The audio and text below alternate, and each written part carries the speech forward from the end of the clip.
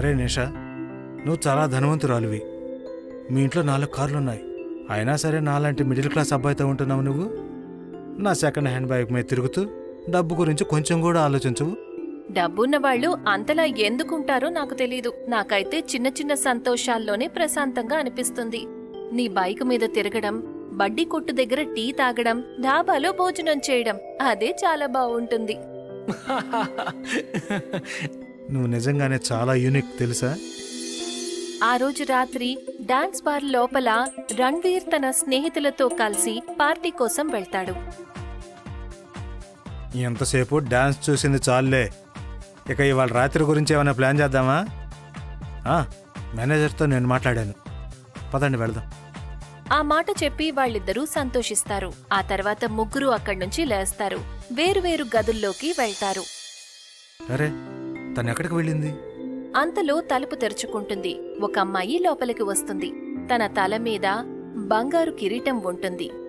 చెవులకు బంగారు దుద్దులు, తన శరీరం మీద బట్టలకి బదులుగా బంగారంతో చేయబడిన బట్టలు ఉంటాయి. ఓరి భగవంతుడా, ఒక బార్ డాన్సర్ వంటి మీద ఇంత విలువైన బంగారమా? నువ్వు ఒక అప్సరసలా ఉన్నావే. తను వెంటనే ఆ అమ్మాయిని తన దగ్గరికి లాక్కుంటాడు. నా దగ్గర మీకోసం ఒక బహుమానం కూడా ఉంది, అదేంటో చూడండి. ఉఫ్, బంగారంతో ఇంత విలువైనవా? ఈ బహుమానం ప్రత్యేకంగా నీకోసమే. ఆ అమ్మాయి కళ్ళు ఎర్రగా మెరవటం మొదలు పెడతాయి. ఏమాత్రం ఆలస్యం చేయకుండా ఆ 2 మేకులను రణ్వీర్ కళ్లల్లో పొడుస్తుంది.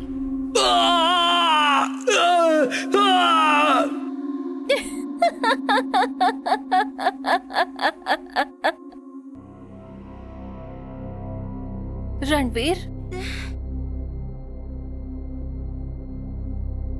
ఏమైంది నిషా? నువ్వు అంతగా ఎందుకు భయపడిపోతున్నావు? అమ్మా, నాకొక దారుణమైన పీడకలొచ్చింది. రణ్వీర్ ఎక్కడా? అంతలో నిషా మొబైల్కి రణ్వీర్ నంబర్ నుంచి కాల్ వస్తుంది. హలో రణ్వీర్, నువ్వెక్కడున్నావ్? నిషా, నేను రణవీర్ స్నేహితుడిని మోహిత్ని మాట్లాడుతున్నాను. నువ్వు నీ పేరెంట్స్ని తీసుకుని డాన్స్ పార్క్ రా, తొందరగా. త్వరగా పదమ్మా, నాకు చాలా కంగారుగా ఉంది. కాసేపట్లోనే నిషా తన తల్లిదండ్రులతో పాటు డాన్స్ బార్కి వెళ్తుంది. తన తమ్ముడు భయంకరంగా చనిపోవడం చూసి తను చాలా కంగారు పడుతుంది. రణ్వీర్, రణ్వీర్! నిషా అది చూసి స్పృహ తప్పి పడిపోతుంది. రణ్వీర్ వాళ్ళమ్మ రణ్వీర్ని పట్టుకొని ఏడవటం మొదలు పెడుతుంది. బల్రాజ్ మొహంలో కూడా ఒక రకమైన భయం కనిపిస్తుంది. కొన్ని రోజుల తరువాత, నిషా, నువ్వు ఈ సంఘటన నుంచి ఇంకా బయటకు రాలేకపోతున్నావు. అసలు ఇలా అయితే ఎలా కుదురుతుంది? నాకేం అర్థం కావడం లేదు. నాకు కలలో ఎలాగైతే కనిపించిందో రణ్వీర్ సరిగ్గా అలాగే ఎలా చనిపోతాడు? మాన్వి ఆ సమయంలో రణ్వీర్ గదిలో కూర్చుని తన ఫోటోని చూస్తూ ఉంటుంది. ఉన్నట్టుండి తనకి గజ్జల శబ్దం వినిపిస్తుంది. తను గదిలో నుంచి బయటికి వెళ్తుంది. కారిడోర్లో ఉన్న చీకటిలో తనకి కొంత దూరంలో అదే అమ్మాయి నిలబడి ఉన్నట్టు కనిపిస్తుంది. తన శరీరం మీద ఉన్న బంగారం చీకటిలో మెరుస్తూ ఉంటుంది. ఎవరు నువ్వు? ఆ అమ్మాయి ఒక్క దెబ్బతో మాన్వి దగ్గరికి వెళ్తుంది. తన ఎర్రని కళ్ళు మాన్వి కళ్లల్లోకి చూస్తూ ఉంటాయి. అది చూసి మాన్వి చాలా భయపడుతుంది.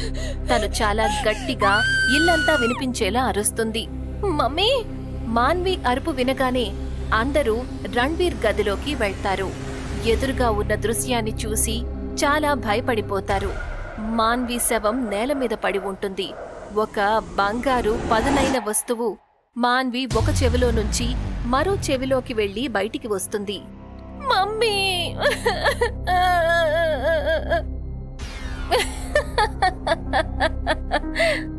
ఇక నేను నీ కూతురు నిషాని చీకటి ప్రపంచంలోకి తీసుకెళ్తాను.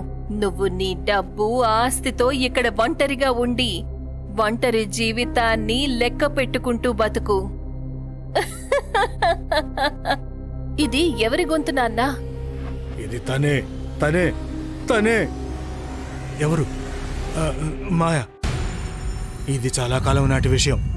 నాకు మాన్వితో పెళ్లి జరిగినప్పుడు ఆ సమయంలో నాకు డబ్బులకి చాలా లోటుండేది. మీరు ఎప్పుడూ ఎందుకు కంగారుగా ఉంటారు? ఏదో ఆలోచిస్తూ ఉంటారు. దేవుడు మనకి ఎంతో కొంత ఇస్తున్నాడు. దీంతో మనం 2 పూటలా ప్రశాంతంగా తినగలుగుతున్నాం కదా. లేదు, నేను దీంతో సంతృప్తి చెందలేను. ఇలా అయితే భవిష్యత్తు సంగతేంటి? మనకు పిల్లలు పుడితే వాళ్ల భవిష్యత్తు సంగతేంటి? అదంతా భగవంతుడు చూసుకుంటాడు. భగవంతుడు ఈ సృష్టిని నడిపిస్తున్నాడు. మన ఇంటిని కూడా అతనే నడిపిస్తాడు. అంతా ఆయనే చూసుకుంటాడు. తను మాట విన్న తర్వాత నేను ఇంట్లో నుంచి వెళ్ళిపోయాను. ఆలోచిస్తూ ఆలోచిస్తూ అడవిలోకి ఎంతో దూరం వెళ్ళిపోయాను. ఒక తాంత్రికుడి దగ్గర నేను రమేష్ కూర్చొని ఉండటం చూశాను. బాబా, నేను ఉపాసన మొదలుపెట్టి 7 రాత్రులు గడిచిపోయాయి, కానీ నాకు ఇంతవరకు ఏమీ దక్కలేదు. భయపడకు, పూర్తి శ్రద్ధతో మరో 2 రాత్రులు గడుపు. నీ భక్తి ద్వారా అన్నిటినీ సాధిస్తావు. ఇలా ఎప్పుడూ జరగలేదు. సిద్ధి తర్వాత మాయా తన మాయను తన భక్తుడికి చూపిస్తుంది. సిద్ధి పూర్తయిన తర్వాత నీ దగ్గర ఎంత డబ్బు ఉంటుందంటే ఊళ్ళో ఎవరి దగ్గర కూడా అంత డబ్బుండదు. నమ్మకం ఉంచు, శ్రద్ధగా ఉండు. వాళ్ళు ఏ మాయనైతే పూజిస్తున్నారో మాయా గురించి నేను మా అక్క దగ్గర విన్నాను. చీకట్లో ఉండే మాయా దగ్గర ఎటువంటి శక్తి ఉంటుందంటే బండరాయిని కూడా బంగారంలా మార్చేయగలదు. కానీ సిద్ధించుకోవడం అంత సులువైతే కాదు. 9 రాత్రుల వరకు కఠినమైన ఉపాసన చేయాలి.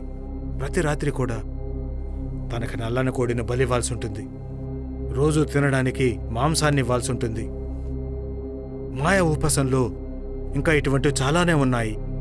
అయితే మీరేం చేశారు నాన్నా? మీరు దాన్ని దక్కించుకున్నారా? ఏ రోజు రాత్రి అయితే రమేష్ పూజను పూర్తి చేశాడో ఆ రోజు రాత్రే తన ఎదురుగా ఉన్న 7 రాళ్లు బంగారంగా మారిపోయాయి. తను చాలా సంతోషించాడు. కానీ అప్పుడే నేను అక్కడికి వెళ్ళాను. నేను రమేష్ని చంపేశాను. ఆ 7 రాళ్లను, బంగారంగా మారి ఉన్న ఆ రాళ్లను నేను కాజేశాను.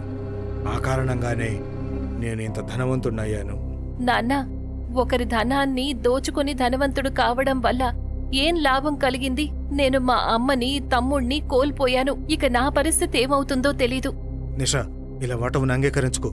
మామయ్య, మనం నిషాన్ని ఎలా కాపాడగలమో చెప్పండి. బహుశా మనం ఆ బాబాతో మాట్లాడాలేమో. ఆయన ఇంకా ప్రాణాలతో మిగిలింటారా? వెళ్ళి చూద్దాం. ఆయన ఆశ్రమం ఎక్కడుందో నాకు తెలుసు.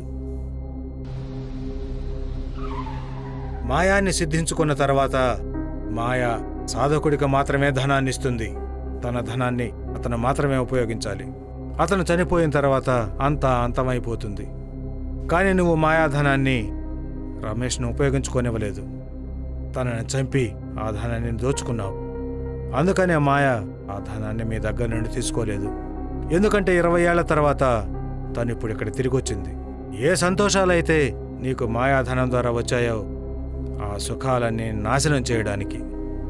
అయితే ఇప్పుడు మేము నిషాని ఏ విధంగానూ కాపాడలేమా? బాబా ఏదో ఒకటి మాట్లాడేలోగానే వాతావరణం మారిపోతుంది. తుఫాను గాలులు మొదలవుతాయి.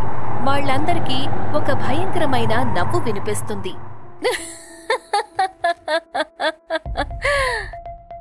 మిమ్మల్నిక ఎవ్వరూ కాపాడలేరు. మాయాదేవి, మాయాదేవి, నేను వీళ్ళతో చేతులు కలపలేదు అని చెప్పి ఆ బాబా అక్కడ్నుంచి పారిపోతాడు. అమ్మా నిషా, త్వరగా వెళ్ళి కారులో కూర్చో. వాళ్ళు ముగ్గురు కారులో కూర్చుని వెంటనే కారుని ఇంటివైపుకి పోనిస్తారు. వాళ్ళు ముగ్గురు ఇంటికి చేరుకుంటారు. అక్కడ చాలా విచిత్రమైన ప్రశాంతత కలుగుతుంది. ఇప్పుడు మనం ఏం చేద్దాం? నేను ఎలా కాపాడుకోవాలి నిషా? నువ్విక్కడ్నుంచి వెళ్ళిపో మాధవ్.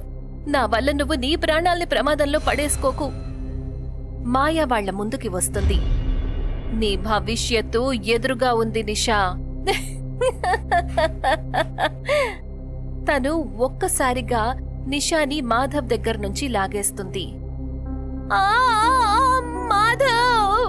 ఇంటి బయట ఎదురుగా గాలిలో ఒక గుండ్రటి చక్రం కనిపిస్తుంది.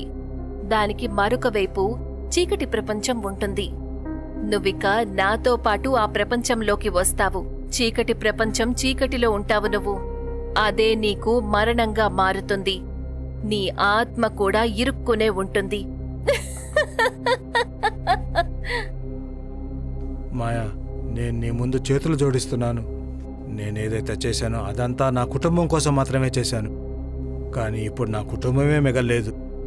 నాకిప్పుడు మిగిలిందల్లా నా కూతురే. తను కూడా నీ దగ్గరే ఉంది. నేను తనని శాశ్వతంగా ఇక్కడి నుంచి తీసుకెళ్లిపోతాను.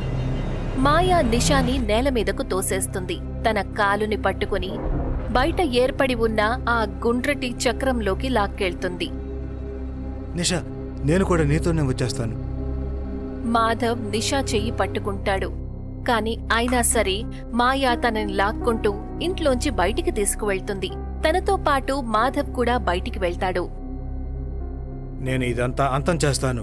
నన్ను నేను నీకు అప్పగించుకుంటున్నాను శాశ్వతంగా. బల్రాజ్ తన ఇంటి లోపలికి వెళ్తాడు. అతను అన్నిటికంటే ముందు కిచెన్ లోపలికి వెళ్లి గ్యాస్ ఆన్ చేస్తాడు. గ్యాస్ పూర్తిగా ఇల్లంతా కూడా విస్తరిస్తుంది. అతను బయటికి వెళ్తాడు. ఆ తర్వాత కార్లో కూర్చొని దానిని ఇంట్లోపల ఉన్న గ్యారేజ్లో పెడతాడు. నాన్నా, అలా చెయ్యకండి! బల్రాజ్ కార్లో నుంచి బయటికి వస్తాడు. ఫ్యూయల్ ట్యాంకుని తెరిచి ఆ తర్వాత అగ్గిపుల్లను వెలిగించి దానిలోకి వేస్తాడు. అప్పుడే ఒక పెద్ద పేలుడు సంభవిస్తుంది. కార్ బ్లాస్ట్ అవుతుంది. ఆ బ్లాస్ట్ తో పాటు బల్రాజ్ కూడా చనిపోతాడు. ఇంటి లోపల గ్యాస్ విస్తరించి ఉంటుంది. అందుకని ఇంట్లోపలికి కూడా నిప్పు విస్తరిస్తుంది. ఒక పెద్ద పేలుడుతో ఇల్లంతా కూడా పేలిపోతుంది. నాన్నా! పేలుడు శబ్దం విన్న తర్వాత మాయా ఆగిపోతుంది. తను వెనక్కి తిరిగి చూస్తుంది. బల్రాజ్తో పాటు తన ఆస్తంతా కూడా అంతమైపోతుంది. బల్రాజ్ చేసిన దానికి తనకి శిక్ష పడింది. ఏ ధనాన్నైతే తను దోచుకున్నాడో దానితోనే అతను భస్మమైపోయాడు. ఇక నేను నీకు ఏ శిక్షను విధించలేను. ఆ మాట చెప్పి మాయా మాయమైపోతుంది. అక్కడే ఉన్న మాధవ్ నిషాను వెంటనే హత్తుకుంటాడు.